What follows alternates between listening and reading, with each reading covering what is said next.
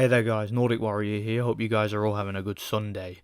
So, yeah, let's talk about the fight that took place last night between Artur Beterbiev and Dmitry Bivol.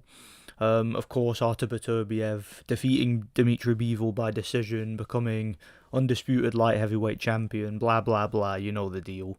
So, just to recap for anybody who's new, because obviously long-time subscribers of mine will already know this, and I'm kind of sick of repeating myself at this point, but again, just so that nobody gets the wrong idea, and so that I make my position clear. I've been saying for a long time, I always favoured Artur Beterbiev to defeat Bivol, and my rationale behind it was that he was just a better fighter in pretty much every area. You know, he was the better technician, he had the better jab, better boxing fundamentals, he was physically stronger, had better punching technique, he was better on the inside, a lot more handy, you know, he had a few more wrinkles to his game. You know, Bivol's a guy who's a sort of a long-range boxer puncher who moves around and throws kind of a 1-2, 1-2-1, tries to control you behind a jab and throws a lot of flashy combos and whatnot, but he doesn't really have much else. You know, he's very one-dimensional and quite robotic, whereas Beterbiev's a guy who can box on the outside. You know, he does have lateral movement when he needs it, but he's more of a pressure fighter, you know, because he has the genetic ability to get in there and just ragdoll guys because he's so physically strong, turns his punches over so well, he's so durable and tough, and he's a guy who has such great technique, great footwork, and yeah, he's just the more versatile of the two. And anything that Bivol can do, Beterbiev can pretty much do better. So I always favoured him to win. However, as I've talked about many times, the one concern that I had over the years is that it was pretty clear to me, and pretty clear to anybody who paid attention, that Bivol was attempting to age out Beterbiev. You know, he was attempting to wait him out. Beterbiev is, of course, pushing 40. And not only that, but he's a guy who has had... He's been plagued with injuries throughout his career. He's had long layoffs as a result of injuries. You know, he's had issues with his shoulder. He's had knee problems for years and years. Even in the build-up to this fight, the fight had to get postponed because of his knee issues. So it was pretty clear to anybody who paid attention that Beterbiev, it was only a matter of time before he wasn't the same guy anymore. And I think that that's why, if you go back through the sort of negotiations of this fight over the years, even going back a year or two, Bivol to me never seemed keen on fighting Beterbiev. You know, he never showed any real interest in the fight, never really made any effort to make the fight happen. And it was just very clear to everybody involved that he was aging him out. I think the reason why the fight happened when it did is because essentially Bivol got cornered into taking it. Because Turki Al-Sheikh and the Saudis got involved and put up a lot of money for the fight. So there was so much money on the line that it was basically an offer that Bivol couldn't refuse. You know, he wasn't getting the Canelo rematch that he's been begging for, you know, begging like on his knees like a dog for that rematch. You know, he wasn't going to get it anytime soon. So, yeah, the only way he would make significant money, especially with the... I'm not going to get too much into it, but the issues he's had outside of the ring with his relationship and whatnot, I'm pretty sure he could do with the money. So yeah, I kind of think that Bivol just got cornered into taking the fight, and yeah, he had no other choice essentially. It was an offer he couldn't refuse. So the fight happened last night, and predictably there's a lot of outrage, there's a lot of crying, a lot of bitching and moaning, a lot of coping and seething from all the normies and all the, you know, little twink, quote-unquote, hardcore boxing fans who, you know, spent the best part of the past year telling us how Bivol's the greatest thing since sliced bread, how he's the greatest technician in boxing, how Beterbiev is just a one-dimensional slugger. You know, go and look at the comment section of my prediction video if you want to have a good laugh. There was some funny comments on there, which will be fun to read, going back and looking at them. You know, a lot of what the know-it-alls were saying. But yeah, these guys have been coping and seething about the fight. And yeah, they're saying it was a robbery, that Bivol won the fight. Once again, you had a situation where the commentators, and it didn't matter whether you were watching the fight on Sky or whether you were watching the fight on DAZN, the commentators had all pretty much made up their mind that Bivol was going to win the fight on points. So no matter what happened in the rounds, they were completely ignoring everything Beterbiev did and just talking about Bivol's work and, exaggerating everything Bivol did. Bivol would maybe land a jab that just clipped Beterbiev on the cheek, and the commentators would start screaming about it. Beterbiev would hit Bivol with a left uppercut, which would have him running across the ring, covering up on the ropes, and then Beterbiev would start clubbing him on the side of the face with both hands, and they'd still be talking about the jab that Bivol landed 3 rounds earlier. It was that kind of situation. It reminded me of, like when Danny Jacobs fought Triple G, and Triple G's clean, effective power punches were being completely ignored by the commentators. Like when Arthur Abraham beat up Paul Smith, and they were talking about the little slaps that were being landed on the guard, but not the big, haymakers that Abraham was landing the whole fight. And it was interesting to me because what I saw sitting down to look at the fight today, and I managed to find a good HD copy of it, attempted to score it round by round, and as far as I'm concerned, not only was this fight not a robbery, this fight wasn't even really that close. Now, it was competitive, and I do have to give Dmitry Bivol credit because he did better than I expected. Bivol actually, this was the best I've ever seen Bivol. His lateral movement was better than ever. His punch accuracy was better than ever. His technique was better than ever. His defense was pretty good for the most part. Had a great high guard, great footwork, great balance himself. But the problem is, all you got to do is look at the first round of this fight to see essentially what was the main difference between the two, and that was balance. You see, Beterbiev is holding the center of the ring. He's getting superior foot positioning on Bivol, and he's not really overly committing to anything. He's just having a look at Bivol, seeing what Bivol is bringing to the table and what he can capitalize on, throwing the occasional jab and whatnot, just reading the layout of the ring and seeing what happens. Bivol, on the other hand, is circling around, moving excessively, using a lot of energy, throwing a lot of double jabs, occasionally jumping in with something, trying to nick the round, trying to look like the busier and more impressive fighter to the judges. But what he's essentially doing is he's wasting energy, because while he's doing this, while he might be winning the round technically based on volume and based on work rate, Beterbiev is quote-unquote downloading information, as they say, and he's reading Bivol, he's reading his movements, he's reading how he reacts to certain things, and he was just kind of getting a feel for how strong Bivol was, how powerful he was. And I felt that in the first 4 rounds, that was basically the story of it. You had Bivol moving around. Maybe he landed more shots in those rounds. Maybe he was more, he was more flashy and a bit more active. But the punches that Beterbiev landed were so much more effective, particularly when he started working the body. See, a lot of people didn't really pick up on Beterbiev's body attack. I don't think that the Sky Sports commentators even mentioned it once. But Beterbiev's body attack in there was sickening, and he was stopping Bivol in his tracks in there. And by the later stage of the fight, Bivol had no energy, and he was just running on fumes, essentially.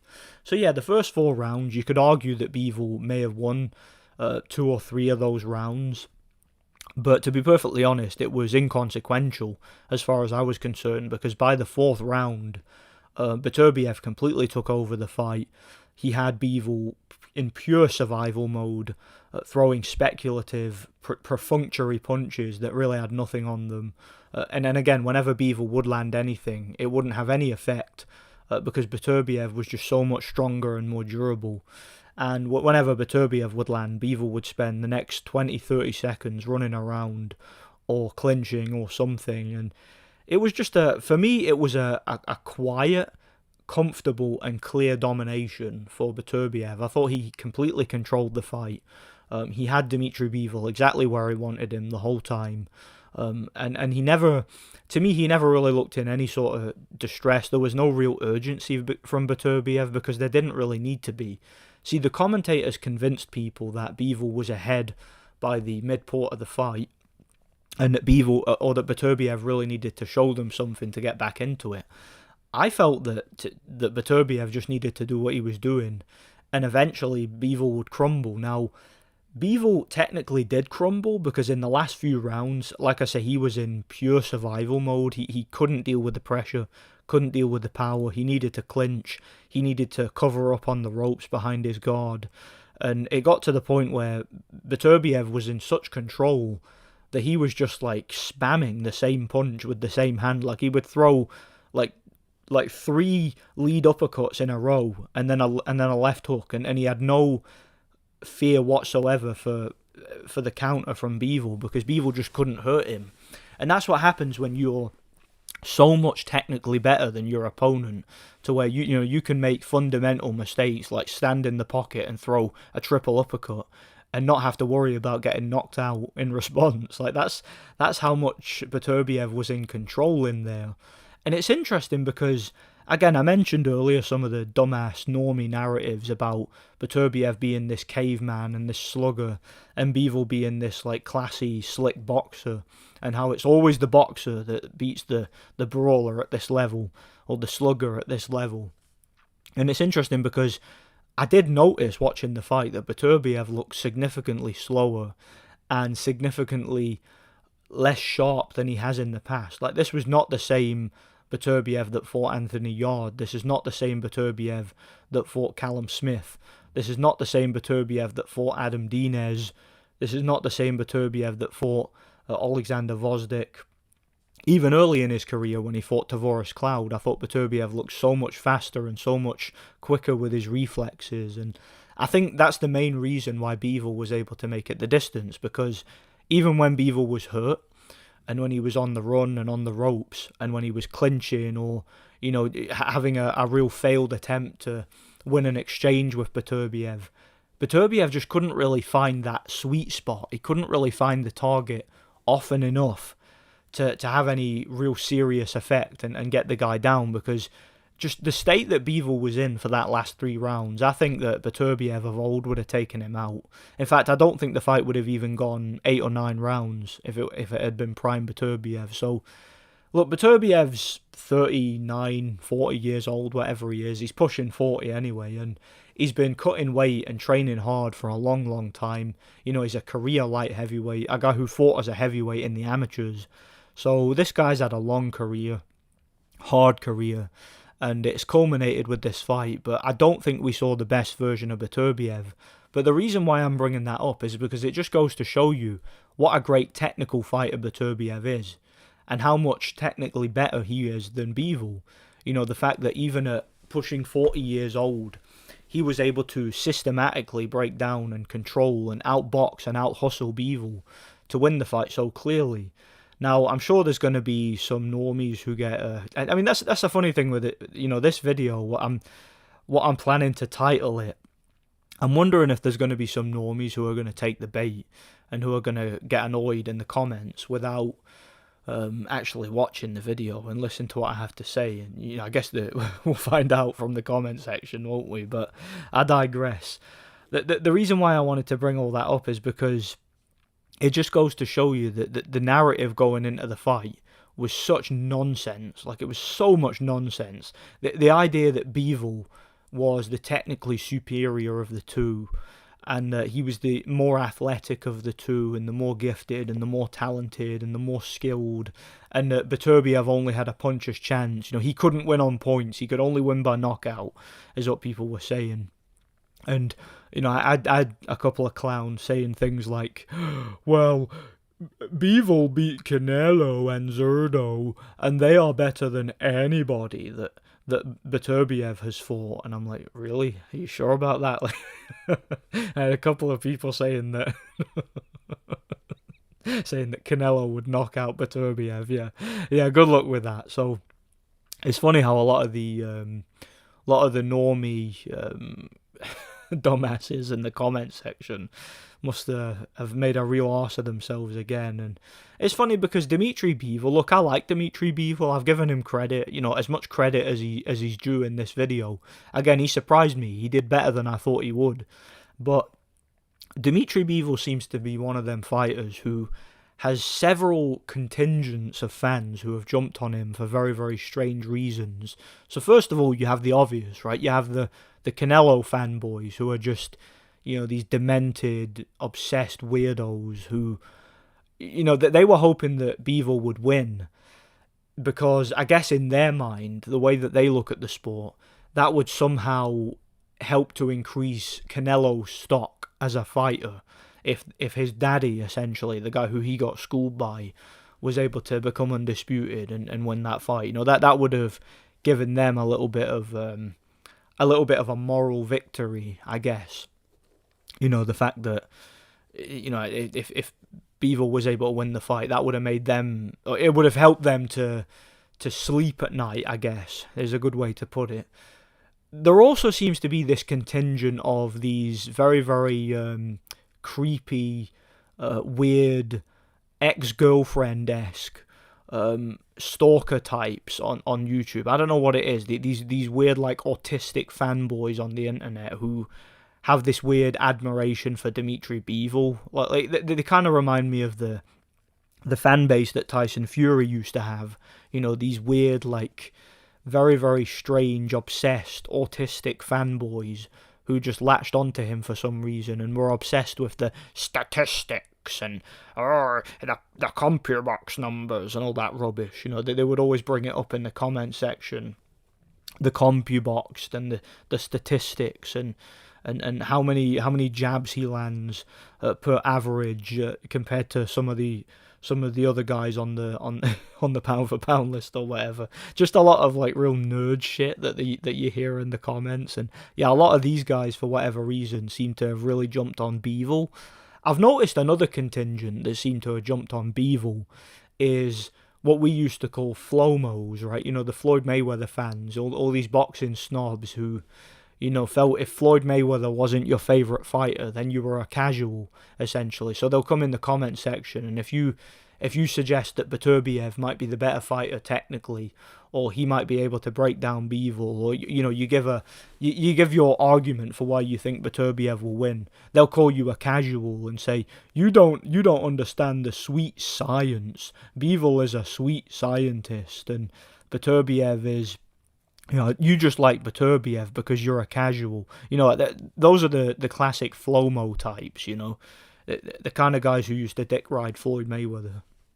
So yeah, those are kind of the three contingents that I've noticed that really jumped on Dmitry Bivol and had this real thing for him. But yeah, I don't really have anything else to say. I thought it was a pretty resounding victory for Beterbiev. He controlled the fight. I had it even after the first 4 rounds, because even though you could have given some of those rounds to Bivol, I thought his work was completely ineffective. The effective aggression from Beterbiev was so much more impressive to me, how he was controlling the rounds. Even if he didn't land as many shots, he landed better shots, and he landed the shots that meant something, that got a reaction from Bivol, made him move, and he controlled the pace of those rounds. And then by round 5, I just thought, I actually stopped scoring it, because I just thought it was easy. I didn't stop scoring it in the sense that I wasn't watching it and deciding who I thought won, but it was just clear to me from that point on that Bivol was in pretty much pure survival mode, and that anything he did was ineffective. Even when he did land a shot, Beterbiev was never hurt.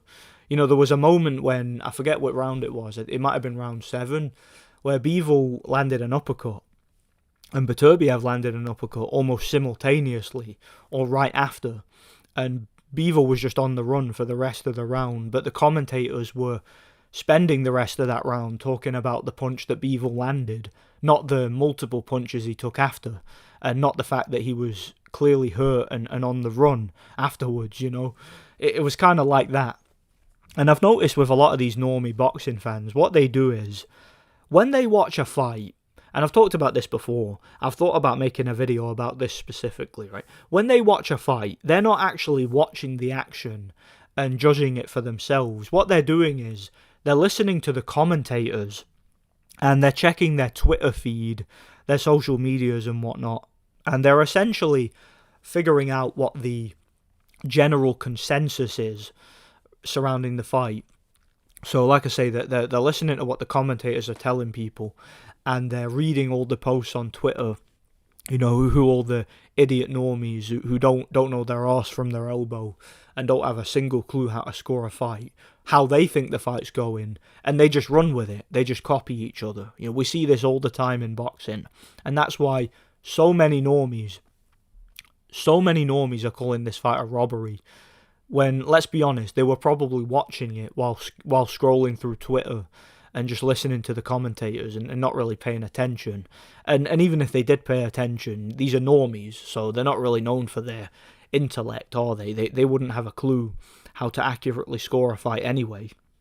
So, look, to all the normies, stop giving your opinion. Just listen to us, right? Because people like myself and the people I interact with and my viewing audience, we are more of the highly intelligent people of society, and we understand the sport. We are experts in the sport. Even when we get it wrong, our breakdowns usually tend to be more accurate than the quote unquote experts and mainstream, whatever you want to call them. You know, just listen to us, because we're actually on here giving our true opinion, and we actually have the intellect, the superior intelligence to accurately watch these fights, just call the action and say what's actually happening, not what the commentators are saying or what, you know, normies on Twitter are saying. So yeah, this is another win in our column as far as I'm concerned, you know, as quote unquote casual boxing fans, and you know, all the nerd, dumbass hardcore boxing fans who don't actually watch these fights and don't know their arse from their elbows have once again made a complete arse of themselves and exposed how little they know about the sport of boxing. So yeah, thanks for watching, guys. Stay tuned for more excellent content. Be sure to hit that like button and subscribe, because you ain't gonna get content like this elsewhere. You know, this is premium content for highly intellectual people. So yeah, thanks for watching and God bless.